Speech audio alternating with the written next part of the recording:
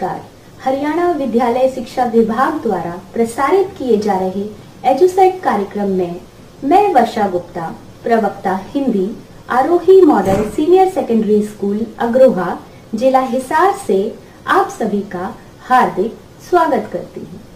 पठन पाठन की इस श्रृंखला में आज हम श्री शमशेर बहादुर सिंह द्वारा रचित 12वीं कक्षा की पाठ्य पुस्तक आरोह भाग 2 में संकलित कविता उषा का अध्ययन करेंगे।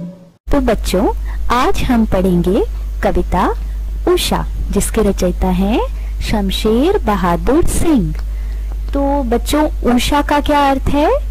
उषा का अर्थ है भोर, प्रातःकाल और इंग्लिश में अर्ली मॉर्निंग, यानी रात के बीतने के बाद जब अंधेरा धीरे धीरे कम होने लगता है और सूर्य उदित होने लगता है, तो जो उगता हुआ सूर्य है उसकी रोशनी से आसमान का काला रंग कैसे धीरे धीरे नए नए रंग बदलते हुए नीला हो जाता है, उसका कवि ने अद्भुत शब्द चित्र प्रस्तुत किया है। तो कविता में उषा का वर्णन ऐसा है जैसे कोई चित्रकार अलग अलग रंगों का प्रयोग कर सूर्य उदित होते हुए दिखा रहा है। उषा कविता कहने को तो कविता है, परंतु यह शमशेर बहादुर सिंह की चित्रकारी का भी एक नमूना है। जो कविता उषा है उसमें कवि ने सूर्योदय से ठीक पहले, मतलब जब सूर्य उदय होने वाला है उससे पहले पल पल परिवर्तित प्रकृति का शब्द चित्र, बेहद सुंदर शब्द चित्र प्रस्तुत किया है। कवि सुबह की आसमानी गति का धरती के हलचल भरे जीवन से तुलना कर रहा है। हलचल भरा मतलब जैसे कि अलग अलग काम धरती पर चल रहे हैं। सुबह लोग उठते हैं, काम पर जाते हैं, अपने घरों में काम करते हैं, तो जो सुबह आसमान में जो गतियां हो रही हैं उसकी धरती के हलचल भरे जीवन से कवि तुलना कर रहा है। अब हम देखते हैं शमशेर बहादुर सिंह का जीवन परिचय। चलिए उनकी कुछ बातें जान लेते हैं। शमशेर बहादुर सिंह का जन्म 13 जनवरी 1911 को देहरादून में हुआ था। देहरादून जो कि अब उत्तराखंड में है। हिंदी कविता में अनूठे बिंबों के रचनाकार शमशेर जी आजीवन प्रगतिवादी विचारधारा से जुड़े रहे। जो शमशेर जी थे वह कार्ल मार्क्स से प्रभावित थे, इसलिए उनकी रचनाओं में हमें प्रगतिवादी स्वर दिखाई देता है। शमशेर जी की प्राथमिक शिक्षा देहरादून से हुई। गोंडा जिले से इन्होंने बीए की उपाधि ली और उकील बंधुओं से इन्होंने कला का प्रशिक्षण लिया। यहाँ मैं आपको एक बात और बता देना चाहती हूँ कि शमशेर जी जितने अच्छे कवि थे उतने ही अच्छे चित्रकार भी थे। उन्हें कवि के रूप में भावों की और चित्रकार के रूप में रंगों की गहरी समझ है। यही कारण है कि उनकी कविता को पढ़ते हुए हमें एक शब्द चित्र दिखाई देने लगता है, एक सुंदर सी चित्रकारी दिखाई देने लगती है। ये आधुनिक हिंदी कविता के प्रगतिशील कवि हैं। हिंदी तथा उर्दू के भी विद्वान हैं। इन्हें उर्दू का भी बहुत अच्छा ज्ञान था। इनकी कविताओं में उर्दू के शब्द भी हमें जहां तहां मिल जाते हैं। प्रयोगवाद और नई कविता के कवियों की प्रथम पंक्ति में इनका स्थान है। आइए इनकी अब कुछ रचनाएं जान लेते हैं। इनके कुछ काव्य संग्रह हैं, कुछ कविताएं, कुछ और कविताएं। चुका भी नहीं हूं मैं, इतने पास अपने, उदिता अभिव्यक्ति का संघर्ष, बात बोलेगी, काल तुझसे होड़ है मेरी। इनका निबंध संग्रह 2 आप भी काफी प्रसिद्ध हुआ। कहानी संग्रह प्लाट का मोर्चा, पुरस्कार, इन्हें कई पुरस्कार व सम्मान भी से भी नवाजा गया। जैसे चुका भी नहीं हूं मैं के लिए इन्हें साहित्य अकादमी पुरस्कार दिया गया। मैथिली शरण गुप्त पुरस्कार और कबीर सम्मान से भी इन्हें सम्मानित किया गया। इनकी मृत्यु 12 मई 1993 को अहमदाबाद में हुई। अब अगर हम बात करें इनकी साहित्यिक विशेषताओं की, तो कुछ विशेष बिंदुओं पर मैं आपका ध्यान ले जाना चाहूंगी, जैसे कि ये इंद्रिय सौंदर्य के चितेरे कहे जाते हैं। इंद्रिय सौंदर्य मतलब बच्चों, इंद्रिय सौंदर्य वह होता है जो इंद्रियां महसूस कर सकें, यानी कि जिस सौंदर्य को इंद्रियां महसूस कर सकती हैं उस सौंदर्य को इंद्रिय सौंदर्य कहते हैं। तो इस तरह की सौंदर्य को व्यक्त करने में, वर्णन करने में यह बहुत कलाकार रहे, बहुत प्रवीण रहे। प्रगतिवादी विचारधारा, जैसा कि मैंने आपको पहले भी बताया है, ये कार्ल मार्क्स से प्रभावित थे, तो उनकी कविताओं में हमें प्रगतिवादी स्वर दिखाई देता है। प्रकृति चित्रण, प्रकृति चित्रण जैसे कि हम जो आज कविता पढ़ने जा रहे हैं, कविता उषा, वह पूर्णतः प्रकृति का ही वर्णन है और इनके काव्य का प्रमुख विषय है। इन्होंने कविताओं के माध्यम से प्रकृति का अत्यंत सूक्ष्मता से वर्णन किया। सूक्ष्मता मतलब हर एक चीज को बारीकी से यह बताते थे, समझाते थे या व्यक्त करते थे।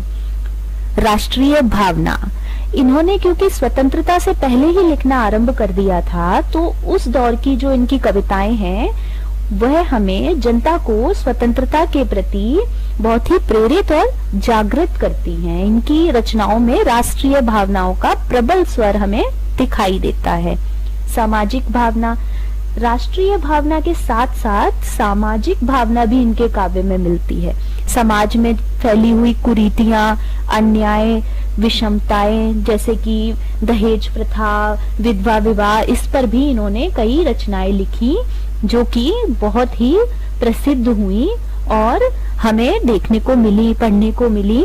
तो इनकी रचनाओं में सामाजिक भावना का भी प्रबल स्वर हमें दिखाई देता है।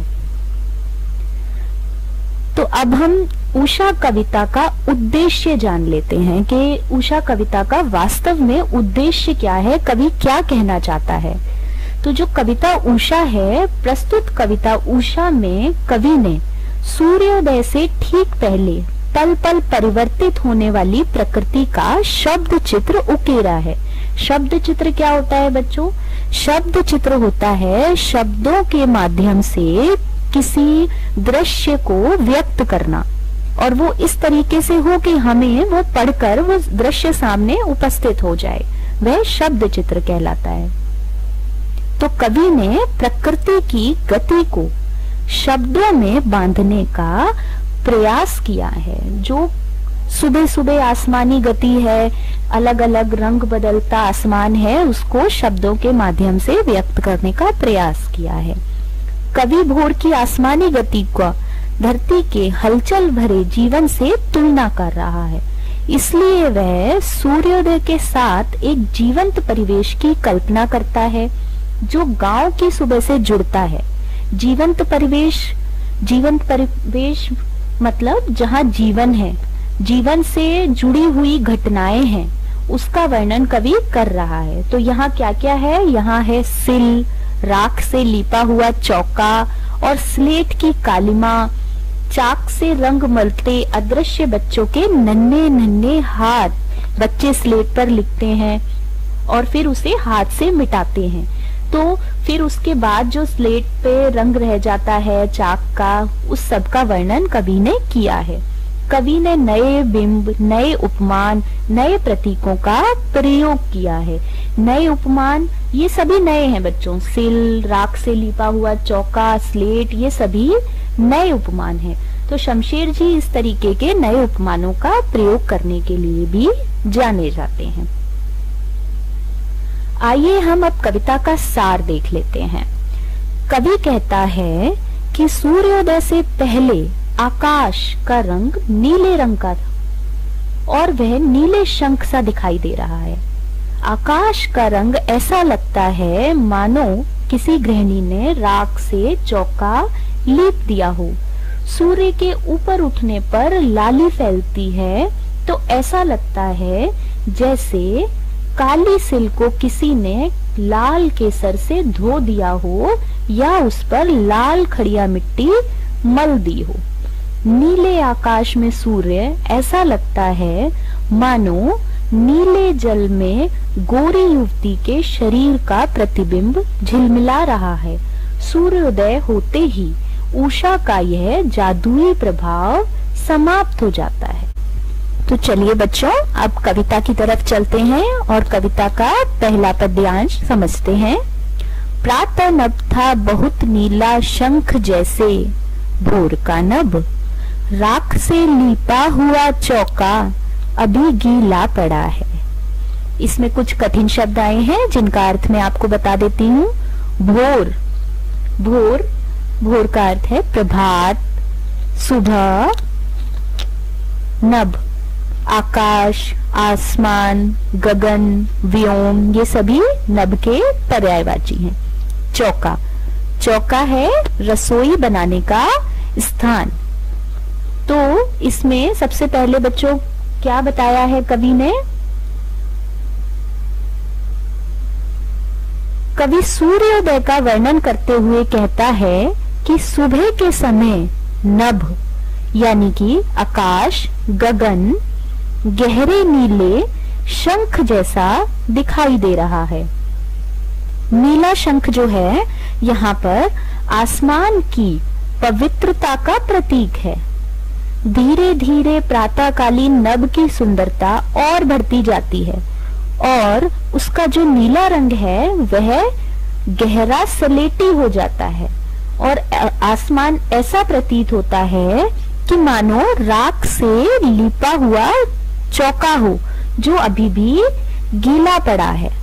तो यहाँ पे बच्चों ये जो कोष्टक में लिखा है अभी गीला पड़ा है, इसका मतलब कवि हमें कुछ अतिरिक्त जानकारी यहाँ दे रहा है और कवि वातावरण की जो नमी है उसकी तुलना चौके के गीलेपन से कर रहा है।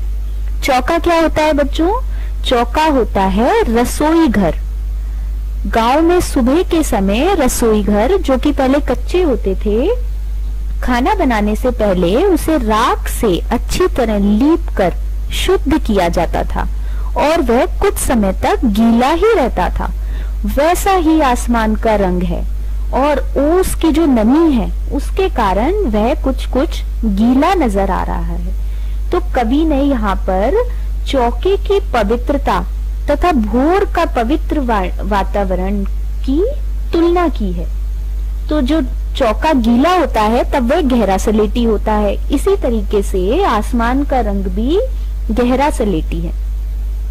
यहाँ पर भोर के नभ की समानता चौके से किस प्रकार की है? अगर इस तरीके का प्रश्न आए तो आप उसमें चौके का रंग गहरा सलेटी, उसमें नमी और उसकी पवित्रता की तुलना कर सकते हैं। यहाँ पर कौन सा अलंकार है? यहाँ पर है बेटा उपमा अलंकार। अब हम इसका काव्य सौंदर्य देख लेते हैं। काव्य सौंदर्य में कवि ने इस पद्यांश में प्रकृति का मनोहारी चित्रण किया है। मनोहारी क्या होता है? मनोहारी होता है मन को अच्छा लगने वाला, जो हमें अच्छा लगता है, हमारे मन को अच्छा लगता है, वह मनोहारी होता है। तो प्रकृति का जो वर्णन है वो है हमें अच्छा लग रहा है, हमारे मन को अच्छा लग रहा है, इसलिए यहाँ पर प्रकृति का मनोहारी चित्रण है। शंख जैसे में उपमा अलंकार है। सरल व सहज शब्दों का प्रयोग किया गया है और कवि ने ग्रामीण परिवेश का वर्णन इस तरीके से किया है कि वह सजीव हो उठा है। शब्द चित्रों के माध्यम से ग्रामीण परिवेश का जो वर्णन कवि ने किया है वह साक्षात हमारे सामने दिखाई दे रहा है। हमें ऐसा प्रतीत हो रहा है जैसे सभी घटनाएं हमारे समक्ष हो रही हैं। राख से लिपा हुआ चौका जो कि भोर के नभ के लिए प्रयोग हुआ है, ये नए उपमान है और शमशेर जी नए उपमानों का प्रयोग तो करते हैं, ये पहले भी मैंने बताया, उनको नए उपमानों का प्रयोग करना बहुत पसंद है। अब इस कविता का भाव सौंदर्य देख लेते हैं। कवि ने प्रातःकालीन आकाश के प्राकृतिक सौंदर्य का वर्णन किया है। पहले आकाश के गहरे नीले रंग की तुलना शंख से की है और फिर वातावरण में व्याप्त ओस को देखकर उसकी तुलना राख से लीपे हुए चौके से की है। तो बच्चों, अगले काव्यांश की तरफ चलते हैं। बहुत काली सिल जरा से लाल केसर से कि जैसे धुल गई हो, स्लेट पर या लाल खड़िया चाक मल दी हो किसी ने। अब इस काव्यांश में कुछ कठिन शब्द आए हैं, उनका अर्थ समझ लेते हैं। सिल, सिल होती है मसाला पीसने के लिए बनाया गया पत्थर, जिस पर मसाला पीसा जाता है, केसर पीसा जाता है। ठीक है, ये गांव में रसोई घर में प्रयोग में लाया जाता है। केसर, केसर एक विशेष प्रकार का फूल है जिससे हमें केसर मिलती है।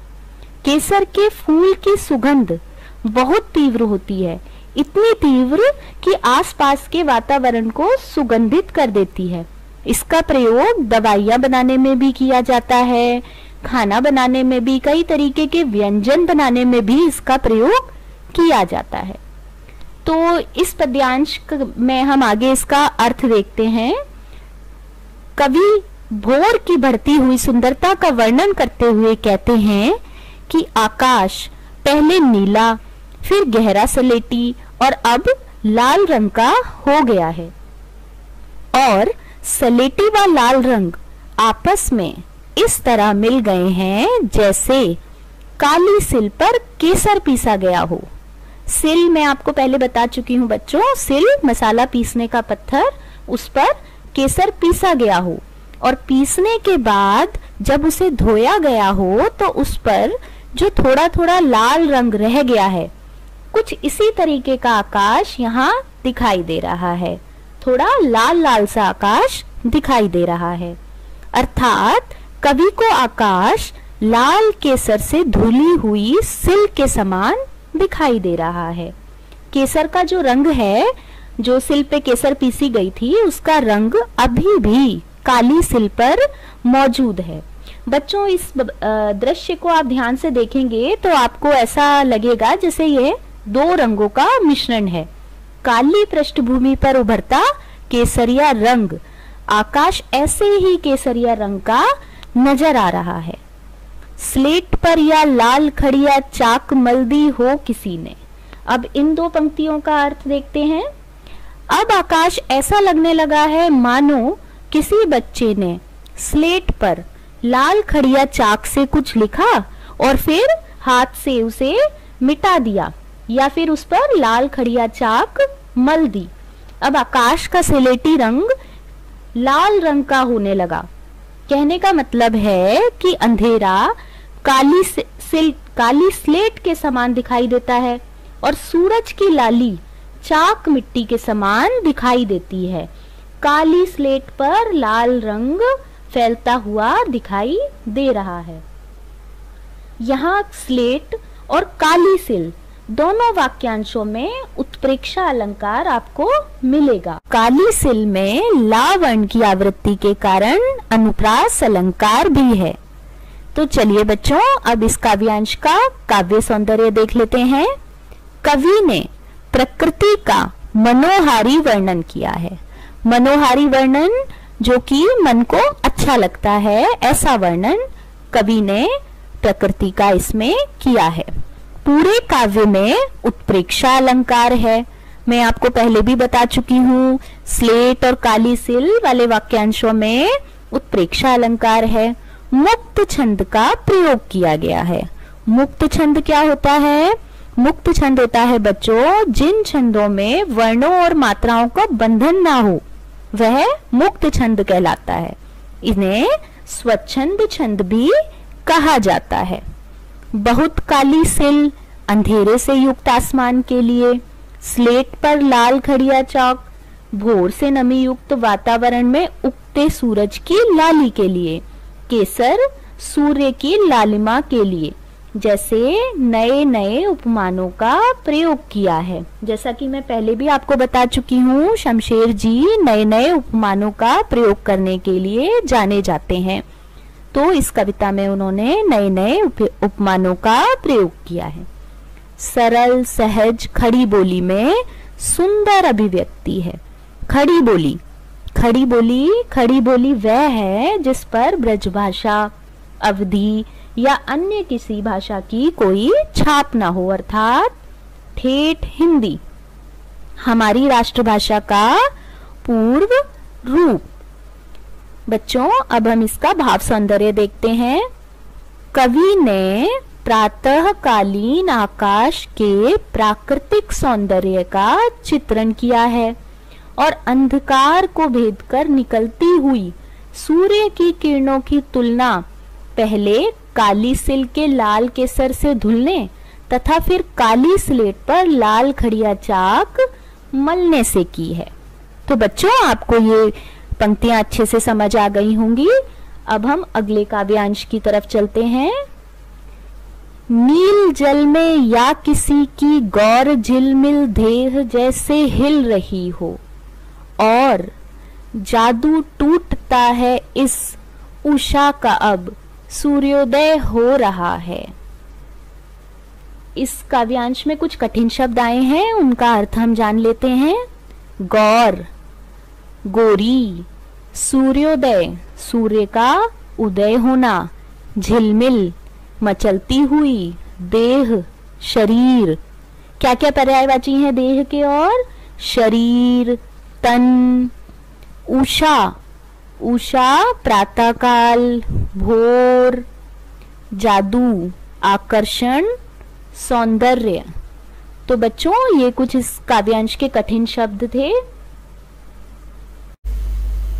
तो इस में कवि कहना चाहता है कि रंगों के इस परिवर्तन में सारे रंग सिमट गए हैं और आकाश कैसा हो गया है? आकाश हो गया है नीला। नीले आकाश में सूरज के किरणों की आभा दिखाई देने लगी और ऐसा लगता है जैसे आसमान रूपी इस नीले जल में किसी युवती की गोरी काया झिलमिला रही हो, झिलमिल कर रही हो। और जादू टूटता है इस उषा का, अब सूर्योदय हो रहा है। तो बच्चों, यहाँ जादू क्या था? जादू था उषा का, प्रकृति का बदलता रूप, आकाश के बदलते रंग, जिनका मोह कवि पर छाया हुआ था और कवि मंत्रमुग्ध होकर यह सभी दृश्य देख रहा था। और सूरज के निकलते ही आकाश से सभी बदलते हुए रंग गायब हो गए और उषा का जादू टूट गया। तो बच्चों, समझ आया जादू क्या था? जादू उषा का था, जो कि सूरज के निकलते ही टूट गया।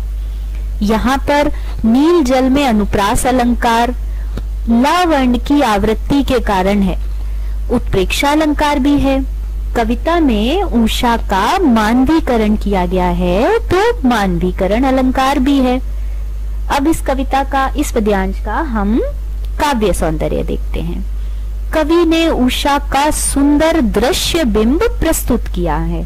दृश्य बिंब, दृश्य बिंब क्या होता है? इसके लिए पहले बिंब का अर्थ जानिए बच्चों।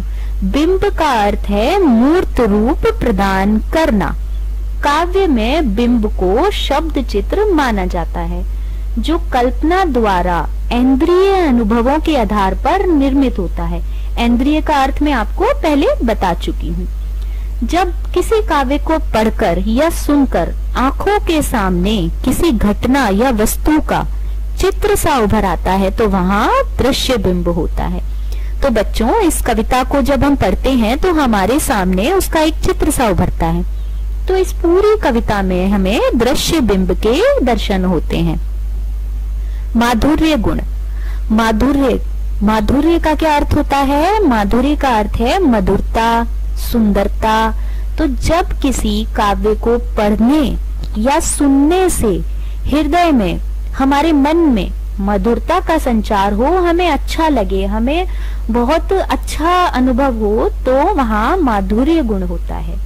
नील जल हिल रही हो में उत्प्रेक्षा अलंकार है। सरल भाषा का प्रयोग किया गया है। मुक्त छंद है। इसका भाव सौंदर्य देखते हैं। कवि कहना चाहता है कि प्रातःकालीन उषा का सौंदर्य तब तक अपना रंग बदलता है जब तक कि सूर्योदय नहीं होता। सूर्योदय के तुरंत बाद उषा का जादू टूटने लगता है। तो बच्चों, अब हम पाठ्य पुस्तक से जो इसमें प्रश्न दिए गए हैं वो हम देख लेते हैं। तो पहला प्रश्न है, कविता के किन उपमानों को देखकर यह कहा जा सकता है कि उषा कविता गांव की सुबह का गतिशील शब्द चित्र है? तो बच्चों, इस प्रश्न में क्या पूछा है? इस प्रश्न में यह पूछा गया है कि किन किन बातों से हमें यह महसूस होता है, हमें यह लगता है कि ये जो कविता है ये गांव से जुड़ी हुई है। जो बातें हमारे गांव में होती हैं वह सभी इसमें उपमानों के रूप में प्रयोग की गई हैं। जैसे सिल, स्लेट, राख से लिपा हुआ चौका, ये सभी चीजें गांव में प्रयोग की जाती हैं। बच्चे स्लेट पर लिखते हैं, उसे हाथ से मिटाते हैं। सिल गांव में प्रयोग की जाती है मसाला पीसने के लिए। राख से चौका भी गांव में लिपा जाता है। तो ये सभी जो बातें हैं ये गांव में की जाती है। अब जहां तक गतिशीलता का प्रश्न है, इसका अर्थ है क्रमबद्धता, जो कि इस कविता में पूरी तरह दिखाई देती है। कैसे? जैसे कि सबसे पहले सुबह राख से चौके को लीपा गया। ठीक है, सबसे पहले गांव की जो स्त्रियां हैं, ग्रामीण स्त्रियां रसोई घर में जाती हैं उठते ही और पहले राख से चौके को लीपती हैं। अब वो चौका है जो वो अभी भी लीपने के बाद गीला पड़ा हुआ है। ये तो था पहला बिंब। दूसरा बिंब है काली सिल। अब वह खाना बनाने की तैयारी कर रही है या पूजा पाठ की तैयारी कर रही है, तो काली सिल पर वह लाल केसर को पीस रही हैं। तो ये दूसरा बिंब है। उन्होंने लाल केसर उस पे पीसा और फिर उसको धो दिया। तो यह भी रसोई घर का ही एक हिस्सा है। तीसरा जो उपमान है वह है स्लेट का। अब बच्चे सुबह उठे, उन्होंने सुबह का नाश्ता कर लिया, अब वह स्कूल जाएंगे। तो इस तरह गतिशीलता का जो तीसरा चित्र है उसमें बच्चे की स्लेट का उपमान लिया गया है। तो हम ये कह सकते हैं कि इस कविता में एक ग्रामीण परिवेश की जो सुबह होती है उसका क्रमबद्ध रूप से वर्णन किया गया है कि ग्रामीण स्थानों पर सुबह कैसे आगे बढ़ती है, कैसे कैसे सारे काम होते हैं, तो वह सब इसमें कवि ने वर्णन किया है। तो इन सभी उपमानों को देखकर हम कह सकते हैं कि उषा कविता में गांव की सुबह का गतिशील शब्द चित्र प्रस्तुत किया गया है। चलिए बच्चों, अब इसका दूसरा प्रश्न देखते हैं। भोर का नभ राख से लिपा हुआ चौका अभी गीला पड़ा है। नई कविता में कोष्ठक, विराम चिन्हों और पंक्तियों के बीच का स्थान भी कविता को अर्थ देता है। उपयुक्त पंक्तियों में कोष्ठकों से कविता में विशेष अर्थ पैदा हुआ है, समझाइए। तो बच्चों, इसमें नई कविता का जिक्र हुआ है। नई कविता क्या है? नई कविता 60 के दशक में आई। तो नई कविता का जब समय आया, बहुत सी बातें कोष्ठक में लिखी जाने लगी। संबोधन चिन्हों का प्रयोग किया गया, बहुत सारे कहीं कहीं बिंदु लगा दिए गए, कहीं पर प्रश्नवाचक चिन्ह लगा दिया गया। तो इन सब से क्या होता था? कविता में एक नया अर्थ या भाव जुड़ जाता था। इसी तरह इस कविता में भी है। इस कविता में जब एक बिंब के बाद दूसरा बिंब शुरू होता है तो उनके बीच कुछ जगह छोड़ दी गई है। जगह छोड़कर वह दूसरा बिंब शुरू होता है ताकि हमें यह पता लग सके कि यह पहला चित्र था, यह दूसरा था और अब तीसरा है। इसीलिए उनके बीच में थोड़ी सी जगह छोड़ी हुई है। शमशेर जी भी नई कविता के ही कवि हैं। उन्होंने भी अपनी कविताओं में नए नए प्रयोग किए हैं। इसीलिए उनकी कविता में हमें यह सब देखने को मिलता है। यहाँ कोष्ठक में लिखा है अभी गीला पड़ा है। तो इससे नया अर्थ कविता में क्या जुड़ा, यह भी पूछा है। ये तो आपको पता चल गया कि ये कोष्ठक में क्यों लिखा, इसके माध्यम से जो कवि है वह हमें नई जानकारी, कुछ अतिरिक्त जानकारी इन कविता की जो पंक्तियां हैं उनके अलावा देना चाह रहा है। लेकिन इससे नया अर्थ क्या जुड़ा, यह पूछा है। तो बच्चों, जब चूल्हे को राख से लीप दिया गया हो और राख का रंग जब वह गीली हो तब कैसा होगा, गहरा सलेटी, और जब वह सूख जाएगी तो कैसा होगा, थोड़ा हल्का हो जाएगा। तो यह जो लिखा है अभी गीला पड़ा है, यह लिखकर कवि यह बताना चाहता है कि आसमान का रंग अभी गहरा नीली राख के समान है। कैसा है, गहरा गीली राख के समान, मतलब गहरा सलेटी है। और जब वह सूख जाएगा तो आसमान का रंग थोड़ा थोड़ा हल्का हो जाएगा। सूर्योदय के बाद आसमान का रंग कुछ कुछ बदल जाएगा। तो यहाँ कवि यही बताना चाहता है। बच्चों, आशा है आपको यह कविता अच्छे से समझ आ गई होगी। अब मेरी तरफ से आपके लिए एक गतिविधि है। कल सुबह सभी बच्चे सूर्योदय से पहले उठेंगे और उषा का दृश्य स्वयं अपनी आंखों से देखेंगे और जो जो आपने आज पढ़ा उससे उसकी तुलना करेंगे। धन्यवाद। आपका दिन शुभ हो।